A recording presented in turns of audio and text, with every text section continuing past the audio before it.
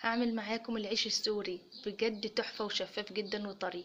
اول حاجة كده معانا 3 كوبايات من الدقيق، عليهم ربع معلقة صغيرة من الملح، وكوباية وتلت من المية، ونعجنهم عجنة كويسة. العجينة مش بتكون طرية، بتكون يابسة شوية. هنعجن بالشكل ده. وبعد ما نعجنها عجنة كويسة على الرخامة كده، نفرد بإيدنا ونلم تاني، نفرد ونلم ل7 دقايق، 7 دقايق متواصلين بالشكل ده، عشان تعمل معانا عرق وتكون جامدة كده وكويسة. بعد ما نعجنها نسيبها ترتاح 10 دقايق. بعد ما ال10 دقايق نقطعها كده دوائر صغيرة. هنقطع الكمية بتاع العجينة على 12 قطعة، ونفردها فردة كويسة.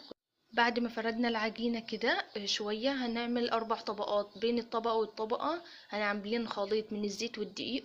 وبعد ما فردنا ال4 طبقات كده، والسمك بتاعها يكونش تخين ولا رفيع، نحطها كده على الطاسة تكون سخنة.